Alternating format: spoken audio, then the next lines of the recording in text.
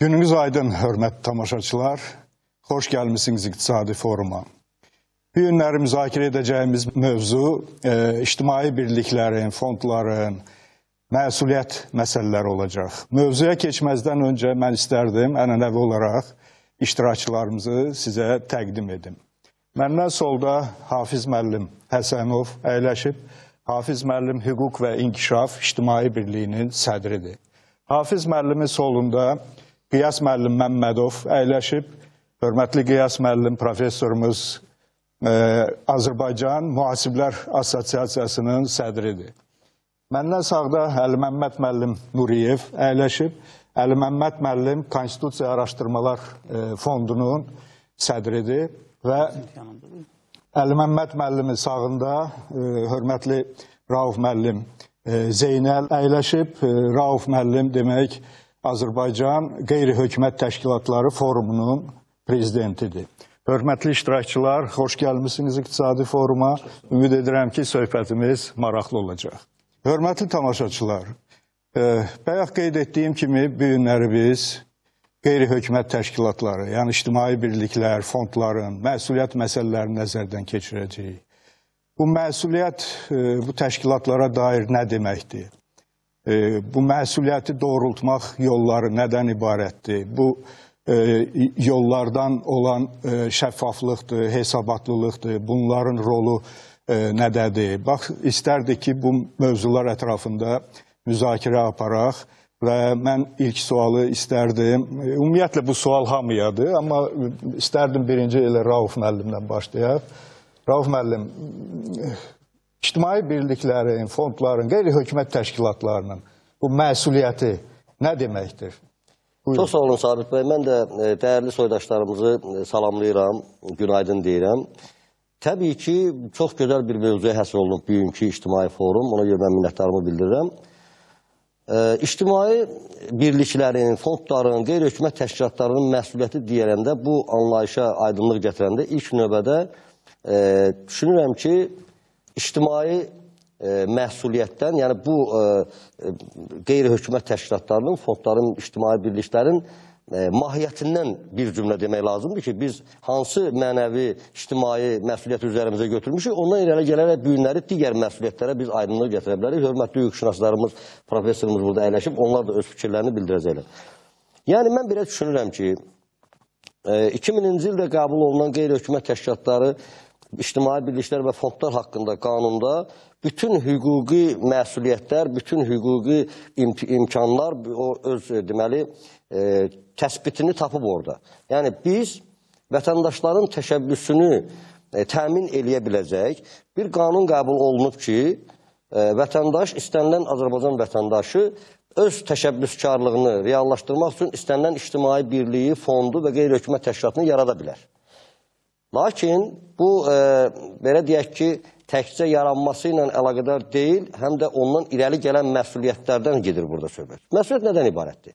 Birinci növbədə qeyri-hökumət təşkilatı, yaradan şəxslər bilməlidirlər ki, bunlar ictimai birlik yaradırlarsa, fond yaradırlarsa, qanun çərçivəsində qeyri-hökumət təşkilatı yaradırlarsa, bu təşkilat ilk növbədə şəffaf olmalıdır, bütün ictimaiyyət üçün açıq olmalıdır və eyni zamanda ictimai məsuliyyəti onun ictimai nümunəsinə çevrilməlidir. Yəni, qeyri-hökumət təşkilatı bugün dövlət qurumlarından, hökumət qurumlarından bu və ya digər formada şəffaflıq tələb edirsə, ictimai nəzarət funksiyasını həyata keçirdirsə, bütün bu funksiyaları yerinə yetirirsə, ilk növbədə özü şəffaf olmalıdır, ilk növbədə özü nümunə olmalıdır və bu nümunəni bütün cəmiyyətə göstərməklə həmin o məsuliyyəti, ictimai məsuliyyəti, eyni zamanda təşkilat məsuliyyətini bütün ictimaiyyətə nümayiş etdirməlidir ki, qeyri-hökumət təşkilatı necə olmalıdır və o tələbdən irəli gələrək, o nümunədən irəli gələrək, o tələbi həyata keçirdə bilər ki,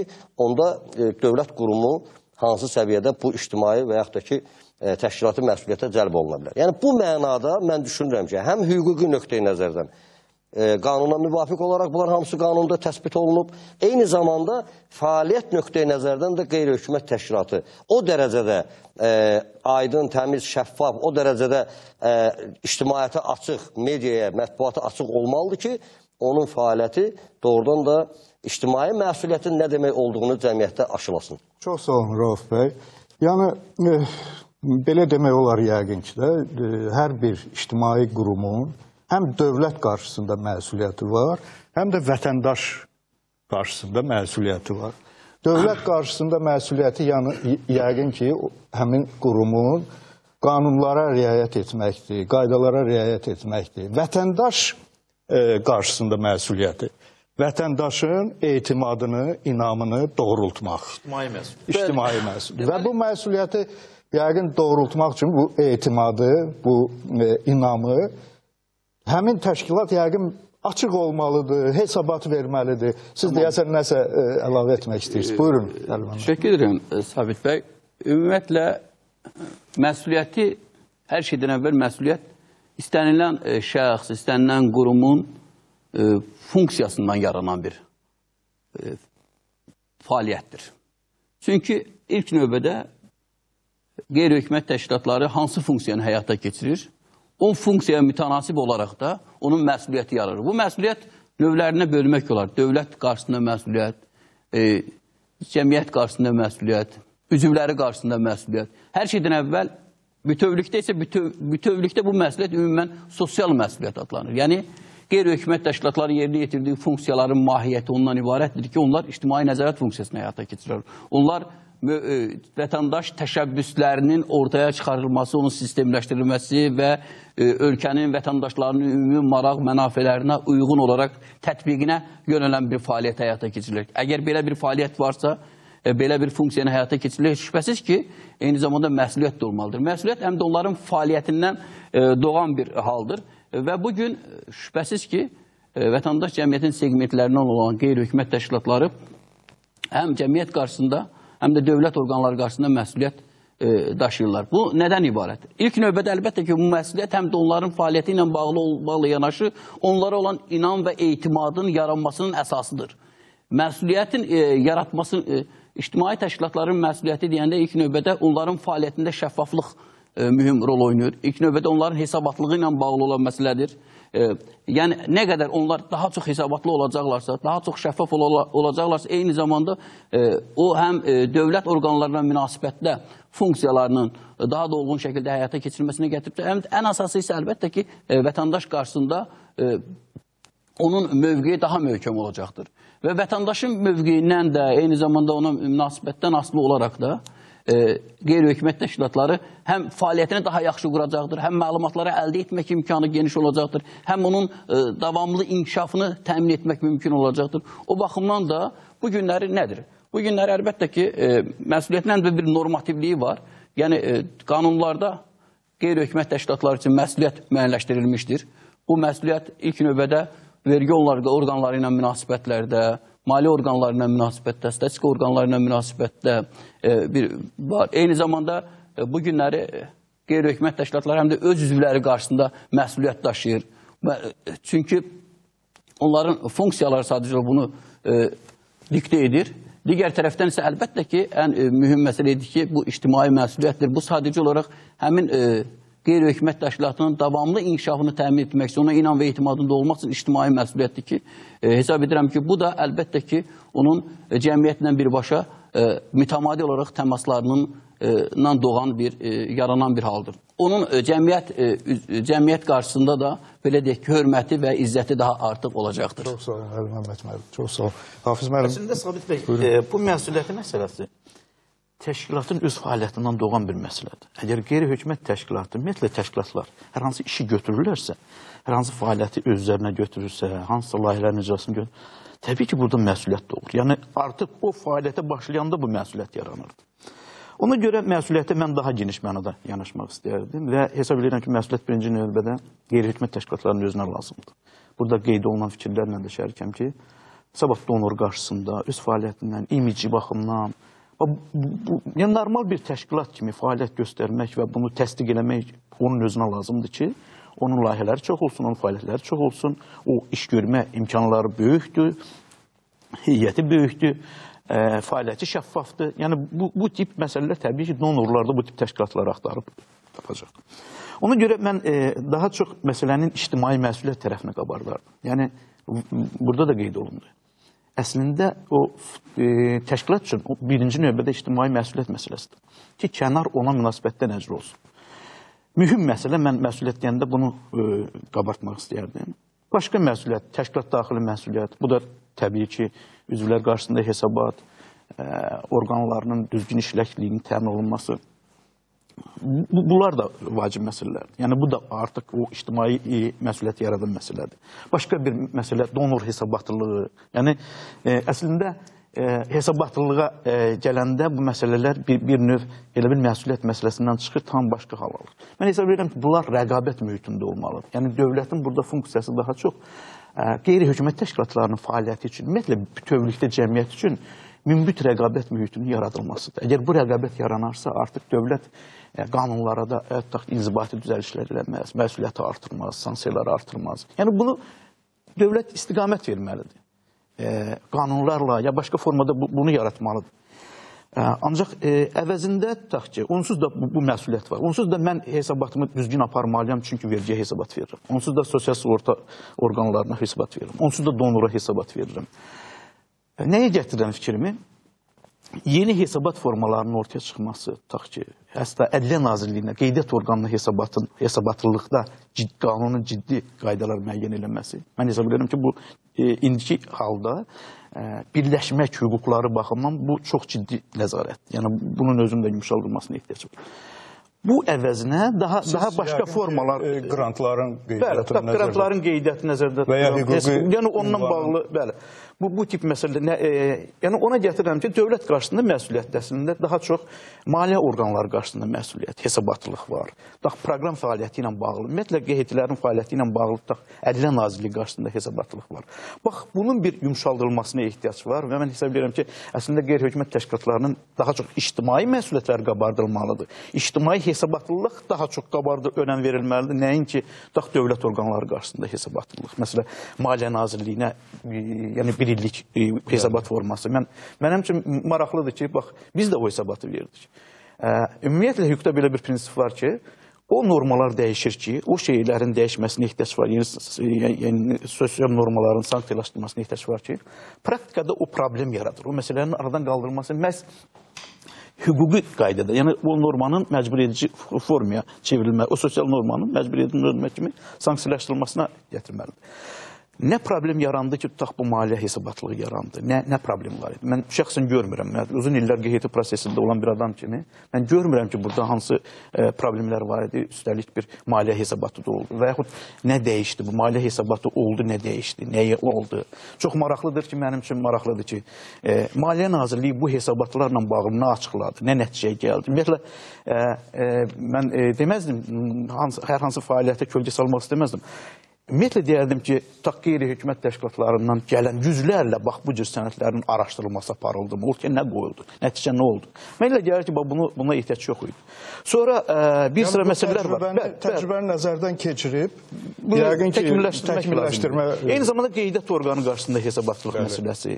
Elə şeylər var ki, tutaq ki, eyniləşdirilir ondan. Məsələn, hüquqi ünvanla bağlı mən bildiyim qədər bugün ikinci bir qeyri-hökumət təşkilatlarına xəbərdarlıq verilib bu məsələ ilə bağlı. Son vaxtlar ümumiyyətlə bundan bir rişaq kimi QHT-lərə istifadə olunur, elə bir təzyiq rişaqı kimi. Yəni, indiyə kimi tətbiq olunan təcrübədən mən demək istəyərdim. Ancaq əslində qeydiyyat orqanının nəzarət funksiyası daha çox onlara yardımcı xarakter daşımalıdır. Elə bil ki, bizdə bir prinsip yaranıb. Ümumiyyətlə bu nəzarət, qeydiyyat, elə dövlət avtomobil müfəttişliyi ilə bağlı da. Qanun əslində məqsədi ondan ibarət olmalıdır ki, bu qanun pozulmasında profilaktik bir məsələ olsun. Qanun, yəni fəaliyyət ona yönəlir ki, bütün nəzarət qanunu pozan olmaz. Ancaq bizdə elə bir vəziyyət yaranıb ki, gözləyirlər, qanunu pozsunlar tutaq. Bax, belə bir vəziyyət yaranıb. Mən deməzdim, bütün aid eləməzdim, ancaq hesab edirəm ki, dövlət qarşısında hesabatlılıq xeyli dərəcədə çoxdur və bunların kifayət qədər aydınlaşdırılmasına ehtiyac var. Və məqam olarsa, ümumiyyətlə, bu proqram hesabatı ilə bağlı məsələlərdə qanunda nə dəyişməlidir, nələr olmalıdır, hansı istiqamət. Çox sağ olun, Hafiz müəllim. Çox sağ olun, mən məcburam. Çünki qısa ara verməliyik, mənə işarə edilir. Hörmətli tamaşaçılar, bizdən ayrılmayın, söhbətimiz davam edəcək. Hörmətli tamaşaçılar, müzakirəmiz davam edir. Məlumatlara əsasən, demək, Azərbaycandakı situasiya nədən ibarətdir? Mən qısaca arayış burada sizə təqdim etmək istərdim. Yəni, bəzi etibarlı mənbələrdən olan məlumatlara görə Azərbaycanda 2612 qeyri-hökumət təşkilatı qeydiyyatdan keçib. Və bayaq Hafiz bəyin o maliyyə hesabatı haqqında qeydlərini biz nəzərə alsaq, yəni yenə də rəqəmlər nəyi göstərir? Bax, bu 2612 qeyri-hökumət təşkilatından cəmi 1114-ü vaxtında keçən il, yəni bu il ilk hesabat ili idi. 1114 təşkilat hesabat verib, bunlardan yalnız 831-i vaxtında hesabat verib və beləliklə təxminən 1500-ü ümumiyyətlə heç hesabat vermir. Yəni bu hesabatın verilməməsi səbəbləri, təbii ki, bəzi qeyri-hökumət təşkilatları qeydiyyatdan keçən, onlar ümumiyyətlə fəaliyyətdə deyirlər. Yəni nə vaxtsa yaradıblar, müəyyən səbəblərdən fəaliyyət davam etmir. Amma yenə də bu problemlər, yəni bax bu rəqəmlər onu göstərir ki, bəlkə doğrudan da burada təkmilləşdirməyə, sadələşdirməyə ehtiyac var. Çünki hesabat formaları özləri kifayət qədər bu hesabat formaları, yəni tamaşaçılardan bu sahədə fəaliyyət göstərənlərin çoxsu, qeyri-hökumət təşkilatları, biz bilirik ki, Nazirlər Kabinetimizin 201 qərarı ilə 25 dekabr 2009-cu il tarixli qeyri-hökumət təşkilatları 4 hesabat, Maliyyə Nazirliyinə 4 hesabat verməlidirlər və praktika onu göstərir ki, doğrudan da bu hesabatları hazırlamaq elə də asan iş deyil. Qiyas müəllim, bunları sadələşdirmək mümkündürmü? Bəlkə bir sıra hesabatları çıxmaq ehtiyac var onların. Bəli, buyurun Qiyas müəllim. Burada fikir mən deyim. Birinci, Azərbaycan dövləti 90-cı ildən müstəqil dövlət kimi quruculuğa başladı. Eyni vaxtda biz yeni bir iqtisadi siyasətə keçdik. Bazar iqtisadi. Dünyada bugünə qədər 3 iqtisadi sistem fəaliyyət göstərir. Bazar iqtisadiyyatı, planlı iqtisadiyyat və İslam iqtisadiyyatı. Biz hələlik seçdik bazar iqtisadiyyatını, planlı iqtisadiyyatına keçdik bazar iqtisadiyyatına. Bazar iqtisadiyyatında ən mühüm problem vətəndaş cəmiyyətinin formalaşmasıdır. Bütün cəmiyyət üzvlərinin hamısını cəmiyyətin idarə olunmasına cəlb eləməkdir. Deməli, bu işdə cəmiyyəti cəlb eləmək üçün Azərbaycanda çox gözəl bilirsiniz ki, intellektual potensial var. Elm adamları var, təhsil adamları var, müəllimlər var, müxtəlif ixtisas sahibləri var. Bu insanlar öz əmək yerindən də başqa, hardasa bir ictimai işlə məşğul olub, cəmiyyətə xeyir vermək istəyir və yaxud da arzusundadır və imkanı var.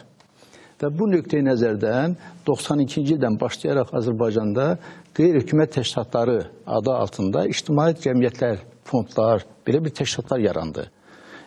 Daha biraz mütərəqqi insanlar, daha çevik insanlar başladı cəmiyyətə kömək eləməyə, dövlətə kömək eləməyə.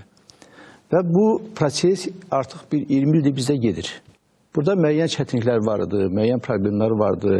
Bu yeni cəmiyyətin yaradılmasında başa düşülməyən şeylər vardı. İndi artıq Allah'a şükür bu 20 il müddətinə çox böyük işlər görülüb. Dövlətlə vətəndaş cəmiyyətinin formalaşması arasında bir ünsiyyət yaranıb.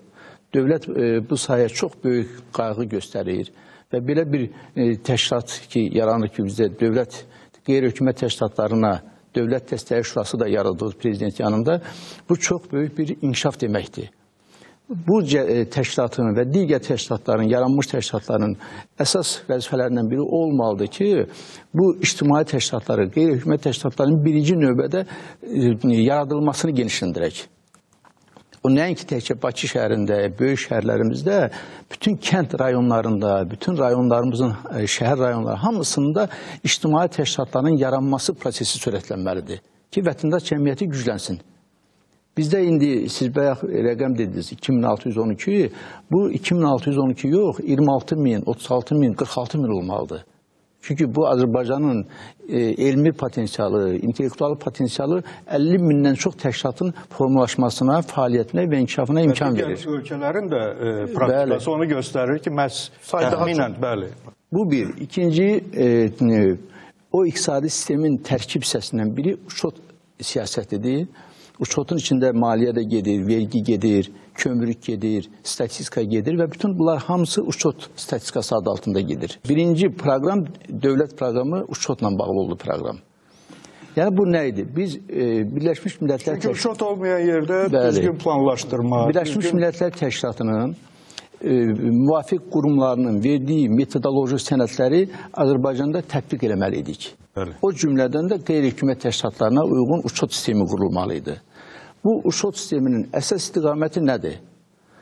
Uçotu hədsiz dərəcədə sadələşdirmək, hesabat formalarının sayını azaltmaq, hesabatda olan göstəricilərini hədsiz dərəcədə azaltmaq. Məqsəd buydu. Yəni orada belədir. Bu məqsədə çatmışıq mı? Biz bu məqsədə doğru gedirik. Doğru gedirik. Yox, hələ biz gedəcəyik də. Qiyas müəllim tamamlasın. Və ona görə də bugün bizim idarəetmə orqanları bu vətəndaş cəmiyyətinin təşkilatları ilə, qeyri-hökumət təşkilatlarından birlikdə elə bir sistem qurmalıyıq ki, biz qeyri-hökumət təşkilatlarını, hətta da dövlət, qeyri-dövlət təşkilatlarını da uçotdan sıxmamalıyıq. Onları məcbur eləməməli ki, uçota görə o təşkilat heç yaratmasın, ya onun fəaliyyətini davam elətdirməsin. Bəli, yəni bu formalar bizdə BMT-nin sənədləri var, təlimatları var, metodoloji məlumatları var. Biz müvafiq qurumlarla bu işləri araşdırmalıyıq bir yerdə. Biz elə bir uçot sistemi qurmalıyıq ki, qeyri-hökumət təşkilatları çox məmnuniyyətlə bu hesabat işlərini görsünlər. Bəli. Yəni, bax, bu sahədə şübhəsiz ki... Və bu mümkündür. Mümkündür, bəli, mümkündür. Tamamilə mümkündür. Buyurun, Əli Məmmədov. Şübhəsiz ki, birləşmək azadlığına maksimum dərəcədə şərait yaratmaq lazım. Bu konstitusiyon fundamental hüquqdur. Və əgər hesabatlıq çox sərt hesabatlıq olacaqsa, bu birləşmək azadlığının məhdudlaşdırılmasına gətirib çıxardır. Və nəzərə alsaq ki, Azərbaycanda vətəndaş cəmiyyətinin İnkişaf tarixi elə böyük deyil. Azərbaycan yeni müstəqillik əldə etmiş dövlətlər sırasındadır və xüsusilə də 2007-ci ildən sonra vətəndaş cəmiyyətinin inkişafı ilə bağlı Cənab Prezident tərəfindən qeyri-hökumət təşkilatlarının dəstək konsepsiyasının qəbul edilməsi, Prezident yanında dövlət dəstək şurasının yaradılması, bütün bunlar vətəndaş cəmiyyəti dövlət münasibətlərində yeni bir mərhələnin yaranmasına, keyfiyyətcə yeni bir mərhələyə keçirilməsidir. Və bu həm də eyni zamanda Azərbaycanda kövrək olan vətəndaş cəmiyyətinin güclənməsinə təsir göstərə biləcək qərarlarıdır. Və bu baxımdan da qanunvericilik əgər o yolu seçirsə ki, hesabatlıq sistemi sərtləşdirsin, şübhəsiz ki, bu mövcud olan, qəbul edilən prezident tərəfindən ifadə edilən iradənin bir qədər də deyilir ki, məhdudlaşdırılmasına yönələ biləcək hərəkətlər kimi dəyərləndirilə bilər. O baxımdan da maksimum dərəcə şərait yaradılmalıdır. O cümlədən hesabatlıq sistemində də sadələşdirməyə keçməliyik. Bu günləri həm də burada beynəlxalq təcrübədə də bu mövcuddur. Beynəlxalq təcrübədə nə deyir beynəlxalq təcrübə? Ümumiyyətlə, Avropa Birliyi ölkələrində beynəlxalq standartlar qeyri-hökumət təşkilatlarına münasibətdə tətbiq olunmur. Sərt, belə deyək, hesabatlıq formaları. Amerika Birləşmiş Ştatları əgər belə deyək ki, vətəndaş cəmiyyətinin məkanlarından biri hesab olunur, vətənlərindən biri hesab olunur. Burada yanaşma ondan ibarətdir ki, tutaq ki, $5.000 qədər dövriyyəsi olan, illik dövriyyəsi olan qeyri-hökumət təşkilatları hesabatdan azaddılar. Hətta qonşu, bəli, bütün hesabatlardan azaddılar. Hətta qonşu, belə deyək, Rusiyada, orada çox sərt yanaşma vardır vətəndaş cəmiyyətinə münasibətdə. Burada $10.000 civarında illik dövriyyəsi varsa vətəndaş cəmiyyəti, əgər xaricdən maliləşdirmirsə, onda o da hesabatlar vermir. Baxın, digər tərəfdən Amerika Birləşmiş Ştatlarında tutaq ki, 100.000-ə qədər daha sadələşdirilmiş hesabat formalarından istifadə olunur. Yəni, bəli, 7-8 göstəricidir. Ona görə bax, biz hər şeydən əvvəl əgər vətəndaş cəmiyyətinin inkişafını daha da genişləndirməsində maraqlıyıqsa, mən bilirəm ki, bunda maraqlıyıq və Dövlət Dəstəyi Şurası da, Prezidentin qəbul etdiyi qərarlar da bütün bunlara cavabdır. Biz sadələşdirilmiş hesabat formalarından keçmək. Mövcud hesabat formaları, Maliyyə Nazirliyinə verilən hesabat çox mürəkkəb formadır. Mən bunu hər zaman demişəm, bir daha təkrar edirəm.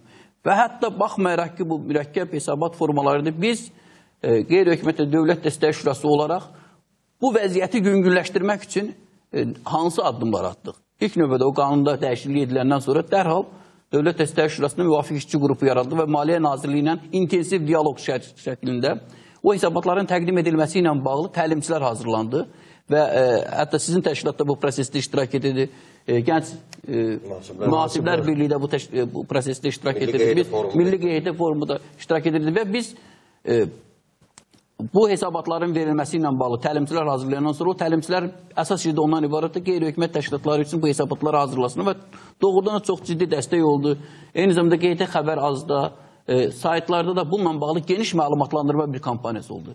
Əlbəttə ki, bunun nəticəsində biz müəyyən nəticələr ortaya qoyduq. Amma mən hesab etmirəm ki, bax belə bir əziyyətli bir yolu seçməliydik. Və düşünürəm ki, bu günləri də bu proses davam etdirməlidir. Biz hesabat formaları, bax burada söylədiyi kimi, onların bir çoxundan imtina etməyə ehtiyac vardır. Bir çoxunun çox sadələşdirilmiş yanaşma tətbiq olunmalıdır. Bu vətəndaş cəmiyyətinin inkişafına bir kömək ola bilər. Əlbəttə ki, hesabatlar lazımdır. Bu maliyyə hesabatına ehtiyac var ya, Dövlət Dəstək Şurasının üzvü kimi. Siz təbii ki, qanunvericilik prosesində də iştirak edirsiniz. Mən hesab edirəm ki, burada daha sadə variant olar. İndi bir dəqiqə icazə vermədiyim. Burasındadır ki, bax bu hesabatlar nə deyir? İstənilən cəmiyyətdə uçot olmalıdır. İstənilən cəmiyyətdə hesabatlıq olmalıdır. Bu uçot, məndir. Uçot və hesabatlıq ancaq o cəmiyyətin daha da inkişafına gətirə biləcək vəziyyətləri tənzimləməlidir. Daha onu mürəkkəbləşdirməməlidir. Və eyni zamanda uçotun olması həm də ehtiyacların öyrənilməsi üçün mühüm instrumentdir. Hörmətli Hafiz müəllim, biz görürük ki, bugün Azərbaycan cəmiyyətində, məsələn, bugünkü günə Maliyyə Nazirliyində grant müqavilələri qeydiyyatdan keçən ümumi həcmi 22 milyon dollar məbləğindədir. Amma Azərbaycan dövlət büdcəsindən qeyri-hökumət maliyyələşdirmə cəmi 2,5 milyon, digər qeyri-hökumət təşkilat cəmi 4 milyon manat məbləğinə qədərdir. Görürsünüz, amma bizə müraciətlər olub 2008, 2009, 2010 hər il ehtiyaclar get-gedə artır. Təsəvvür edin ki, Azərbaycan Dövlət Dəstək Şurasına müraciət edən qeyri-hökumət təşkilatlarının layihələrinin ümumi məbləği 12 milyona qədər gəlib çatır. Hər ildə artmaqdadır. Və şübhəsiz ki, bu ehtiyacların öyrənilməsi eyni zamanda bu istiqamətdə olan maliyyə vəsaitlərinin artırılmasına gətirib çıxartmalıdır. Bu günləri əsas etibarilə beynəlxalq donorlar tərəfindən vətəndaş cəmiyyətinə layihələrinə ayrılan maliyyə vəsaitləri ilə Azərbaycanda vətəndaş cəmiyyətinin belə deyək ki, inkişafına da əhəmiyyətli töhfələr verilmiş olur. Amma bütün bunlar mənim fikrimcə, şübhəsiz ki, istər qrantların qeydiyyatı ilə bağlı məsələdə sadələşdirilmiş variantlar keçirilməlidir. Və faktiki olaraq bugün Ədliyyə Nazirliyi tərəfindən həmin hərəkət həyata keçirilir. Baxmayaraq ki, qanunda notariat qaydasında təsdiq edilmə göstərilmişdir. Amma Ədliyyə Nazirliyi siz də bilirsiniz ki, qrantların qeydiyyatı ilə bağlı sadə bir variant, elə sadəcə olaraq həmin qrant müqavilələrin təqdim etməklə onu qeydiyyata alır və banklar tərəfindən də hər hansı bir formada məhdudiyyət qoyulmur bu prosesdə. Amma hər halda qanun vardır, norma vardır. Norma istənilən halda işə düşə bilər. Ona görə şübhəsiz ki, biz mövcud həm də praktikadan istifadə edirik. O müsbət praktikanı eyni zamanda qanunvericiliyə gətirməliyik. Elə bu praktikanı da mən hesab edirəm ki, qanunvericilik təsbit olunsa daha doğru olar. Yeri gəlmişəm bu istiqamətdə var. Digər tərəfdən şübhəsiz ki, baxın, Azərbaycanda qeyri-hökumət təşkilatlarının sayı ilə bağlı hörmətli Qiyas müəllim çox ciddi bir məsələyə toxundu. Rusiyada ümumilikdə qeyri-kommersiya təşkilatlarının sayı 358 mindən çoxdur. Amma sadəcə QHT ilə bağlı orada indi 171 min məsələsi ünlənir. Və yaxud da eyni ilə Azərbaycan kimi belə deyək ki, əhalisi, coğrafi bir. Qırğızistanda 8 mindən artıqdır. Çexiyada 13 mindən artıqdır. Yəni çox rəqəmlər söyləmək olar ki, eyni coğrafi, belə deyək ki, əhalinin sayı, iqtisadi inkişafla bağlı. Bu nədir? Bu hər şeydən əvvəl qeyri-hökumət təşkilatlarının həm də o yaradılmış şəraitlə bağlı olan məsələdir. O sadələşdirilmiş mexanizmlərin istifadə olması ilə bağlı olan məsələdir. Şübhəsiz ki, biz qeyri-hökumət Dövlət Dəstək Şurası olaraq da maksimum dərəcədə situasiyanın daha da asanlaşdırılması istiqamətində addımlar atırıq. Həm bir tərəfdən metodiki, digər tərəfdən qanunvericiliklə bağlı təşəbbüslərin çoxalması məsələsi. Siz bilirsiniz, tutaq ki, sosial sığorta, mən bir söz deyim, sosial sığorta fonduna ödəmələrlə bağlı bizim Dövlət Dəstək Şurasının sədri Azay Quliyev tərəfindən belə onun miqdarının artırılması. İndi nə qədərdir? 26% faktikdə, düzdürmü ödəmələrin ümumi miqdarı? 22 plus 3, 25%. Amma biz bunu xeyli dərəcədə, çünki bir çox ölkələrdə bu məsələ yoxdur. Digər eyni qaydada, digər orqanlar qarşısında hesabatlıqla bağlı məsələlərdə də əlbəttə ki, sadələşdirilmiş variantda keçirilməlidir. Bu vətəndaş cəmiyyəti lazımdır. Mən üzr istəyirəm. Mənə işarə edilir ki, hörmətli tamaşaçılar, bir balaca ara verəcəyik. Bizdən ayrılmayın. Hörmətli tamaşaçılar, müzakirəmiz davam edir. Mən istərdim, hörmətli iştirakçılar, bir məsələyə də toxunaq. Tamamilə haqlı burada söylənildi ki, məsəl üçün Avropa ölkələrini götürək, Əli Məmməd. Almaniya, Belçika, Bolqarıstan, Qazaxstan, Xorvatiya, Fransa, Gürcüstan, Macaristan, Ermənistan, Latviya və s. hesabat yoxdur. Yoxdur. Bu, yəni ki, bunlar faktdır da. İndi bizdə var deyək. Sadələşdirmək mümkündürsə, gəlin bunu edək. Gəlin bunu edək. Bir şeyə də mən nəzər yetirmək istərdim və istərdim ki, siz bu barədə fikirlərinizlə bölüşəsiniz. Demək, hörmətli tamaşaçılar, yəqin ki, sizə də məlumdur. Ümumiyyətlə, vətəndaş cəmiyyəti qurumları dünyada, Avropada, elə qonşu Türkiyəyi, doğma Türkiyəni götürsək, 100 illərlə Türkiyədə deyək ki, vakflar var. 100 illərdir, 400 il, 500 yaşında olan vakflar var. Avropada da eyni ilə. Və buna baxmayaraq 2006-cı ildə Avropanın, dünyanın ümumiyyətlə ən tanınmış beynəlxalq təşkilatları bir məsuliyyət xartiyasını qəbul etdilər. Və bu məsuliyyət xartiyasında onlar bir daha kim olduqlarını bəyan etdilər və eyni zamanda bu hesabatlılıq, şəffaflıqla əlaqədar, demək, müəyyən qeydləri orada əks etdirdilər. Azərbaycanda, bəli, öhdəliklər. Yəni, bir tərəfdən, deyək ki, biz ümid edirik ki, gələn ildən bəlkə də, inşallah. Bu çox maraqlı fikirdir. Keçən vaxtlardan gündəmə gəlmişdir, məsuliyyət xartiyası. Yəni, bir tərəfdən hökumət, deyək ki, hökumətimiz bu problemin həllində, yəni hesabatların sadələşdirilməsində lazım olan addımları atacaqsa, biz də vətəndaş cəmiyyəti qurumları olaraq öz tərəfimizdən bəlkə belə bir məsuliyyət xartiyasını qəbul etməklə o şəffaflığın, hesabatlığın təmin olunmasına şərait yaradarıq. Sabit bəy, əslində o məsuliyyət xartiyasının qəbul olunması dövlətin bu sektora müdaxilələrini də azaldır. Bəli. Yəni, bax, artıq maliyyə ilə bağlı başqa hesabatlar gəlməz, başqa dəyişikliklər gəlməz. Bu baxımdan mənə elə gəlir, daha çox özünü tənzimləmə metodlarına keçmək lazımdır. Bizim ehtiyaclarımız qanun vericilik orqanına təqdim olunarsa, biz bu prosesi davam etdirəksə, gəlin yadımızdan çıxartmayaq ki, 10 il bundan qabaq ümumiyyətlə regionlarda gedib hər hansı bir iclasın keçirilməsi o qədər asan məsələ deyildi və indi bu günləri dövlətlə biz çiyin-çiyinə əməkdaşlıq edirik, bunları da dəyərləndirməliyik, qiymətləndirməliyik. Biz çox inkişaf eləmişik, belə götürəndə. Ancaq indi də problemlər var. Bugün dövlət səviyyəsində problemlər var, o problemlər həll etmək üçün bizlər var. Amma mən statistikada istəyirəm bunları əks etdirəm, yəni vaxtı ona görə aldım ki, hamımız bir-birimizin vaxtını hörmət eləyək.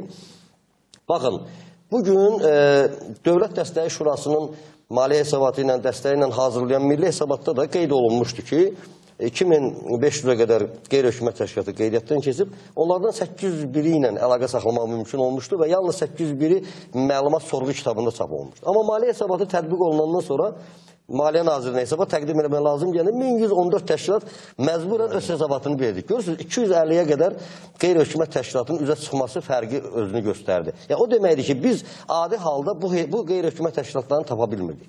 Mən demək istəmirəm ki, bu sərt hesabatlar, bütün beynəlxalq deməli təcrübədə olmayan bu hesabatlılıq bizdə də tətbiq olunmalıdır. Xeyr, hesabatlılıq olmalıdır beynəlxalq hüquq normaları çərçivəsində, beynəlxalq təcrübə standartlar çərçivəsində. Və mən başqa bir statistikanı demək istəyirəm. Bütün o qeyd olunan statistikalarda deyilir ki, bugün qeyri-hökumət təşkilatları 2612-dir və onlardan da 831-i vaxtında hesabatını təqdim edib bizim hamımızın deməli çalışımızla və burada nə irəli gəlir? Başqa hesabatlarda deyilir ki, bugün qeyri-hökumət təşkilatlarında 250 min könüllü birləşir. 1 milyon yarıma qədər benefisiar, yəni bu proseslərdən, qeyri-hökumət təşkilatlarının fəaliyyətindən faydalananların sayı milyon yarıma qədərdir. Daimi işçilər 5000 nəfər, müvəqqəti işçilər, yəni layihədən irəli gələrək 5000 nəfərə qədərdir. Yəni bu nə deməkdir? Əgər sizin qaldırdığınız məsələlər, bizim qaldırdığımız məsələlər öz həllini taparsa, qeyri-hökumət təşkilatlarının yaradılması, qeydiyyata alınması, hesabatlılığı, bunlar asatlaşdırılarsa, beynəlxalq standartlara uyğunlaşdırılarsa, təsəvvür eləyin ki, qeyri-hökumət təşkilatlarında yeni iş yerlərinin yaranması artar, könüllülərin sayı artar, bu vətəndaş cəmiyyətinin inkişafı prosesinə minlərlə, milyonlarla insanlar qoşulur. Bu statistikaya da fikir vermək lazımdır ki, əgər bütün bunlar hamısı belə deyək, demək mümkündürsə, münbit şərait yaralarsa, 5.000 iş yeri olar 50.000 iş yeri. Əslində bu uçot, hesabatlıq, yəni uçotun dəqiqləşdirilməsinə gətirib çıxardı. Bu günləri Azərbaycanda məlum deyil ki, qeyri-hökumət təşkilatlarının ümumilli daxili məhsulda payı nə qədərdir? Dövlət büdcəsində hətta ki, vergilərdə nə qədərdir payı? Baxmayaraq ki, məsələn, mən bir statistika əldə etdim. Vergilər Nazirliyinin 2000-2009-cu illərdə ödənilən vergilərin miqdarına baxırım.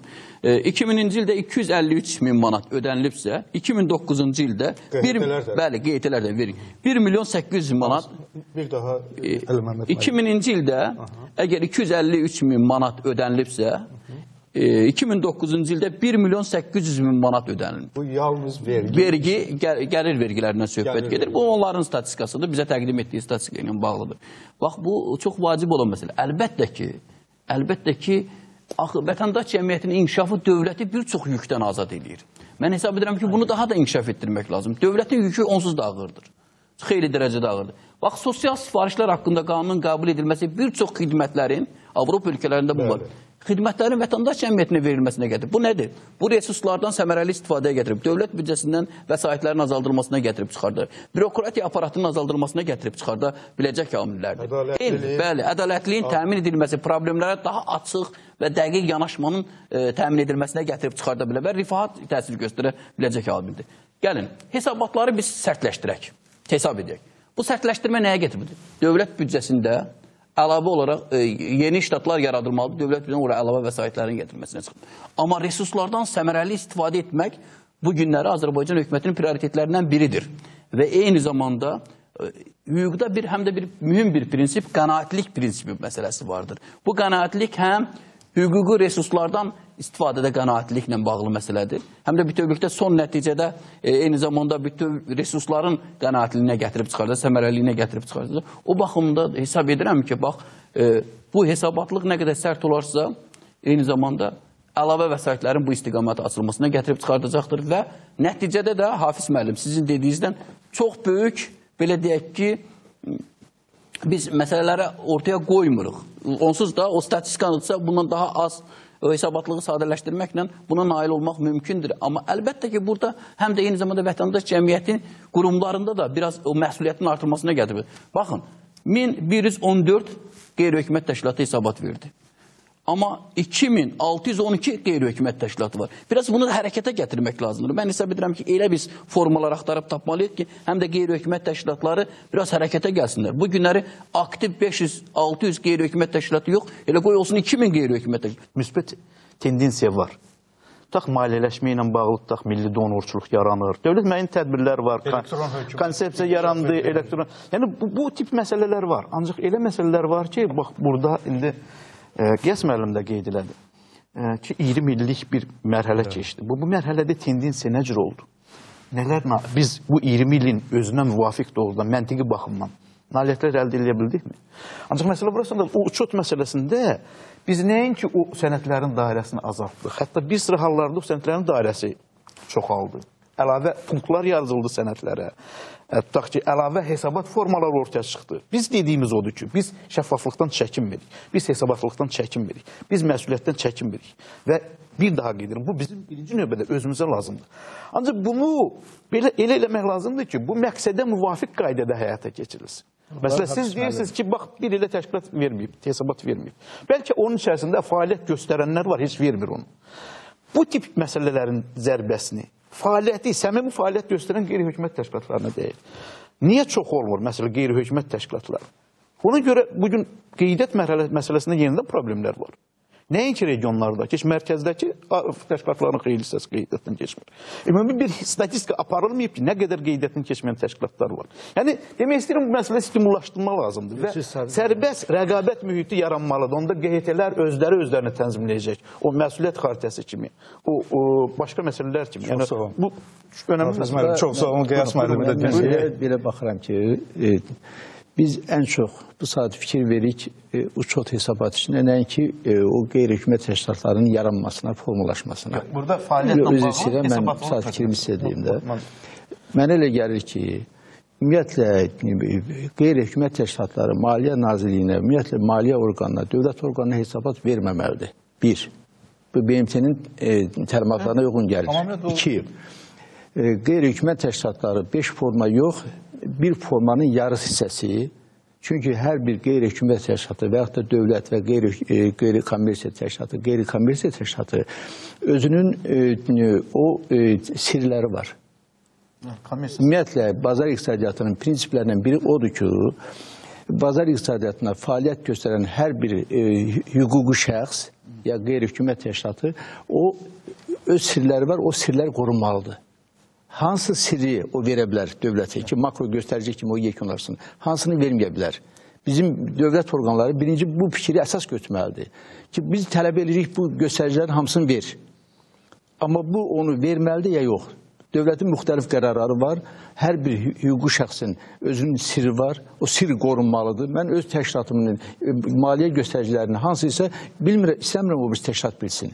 Maliyyə Nazirliyi zorla bunu alıb şəffaf eləməyə adı altında bıraxırsa, o digər qanunvericiliyə zidd hərəkət edir. Əslində, hələ bir o məlumatları verməyə görə bir sanksiya da var. Bəli, burada o sanksiya söhbəti qutardım. Sanksiya söhbəti olmamalıdır.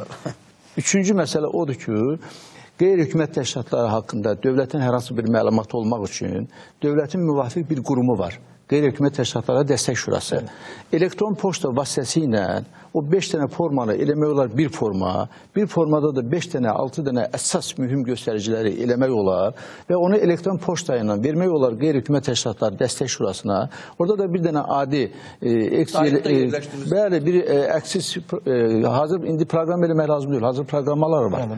Əksizlə bir balaca bir proqram eləyib, onu orada qoymaq olar, bir nəfər işçi ona bəs eləyəcək. 100.000 təşkilat olsa, bir nəfər işçi əgər həftədə 2 saat ona vaxt sərf edərsə, onu yekunlaşdırıb dövlətə istədiyi məlumatı verə bilər. Dövlətin makulatura lazımdır. Məlumat lazımdır. Ya buna Maliyyə Nazirliyinin metodologiya idarəsi hesabat yığmaq funksiyasına malik deyil, özünün təlimatına görə. Səhv etmirəmsə, Qiyas müəllim, hər halda bəzi ölkələrdə deyəsən hesabat verən demək təşkilatın stimullaşdırılması üçün hətta o xərclər də dövlət tərəfindən belə bir var mı praktik? Bəli, var. Avropa ölkələrində, digər inkişaf edilmiş ölkələrdə ümumiyyətlə o hüquqi şəxsin maliyyə imkanlarına toxunmamaq üçün hesabat tələb edən dövlət orqanları onların bütün xərclərini ödəyir.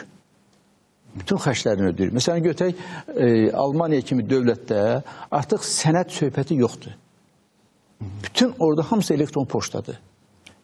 Müvafiq dövlət qurumları, o da vergidir, statistikadır, bu ikisidir.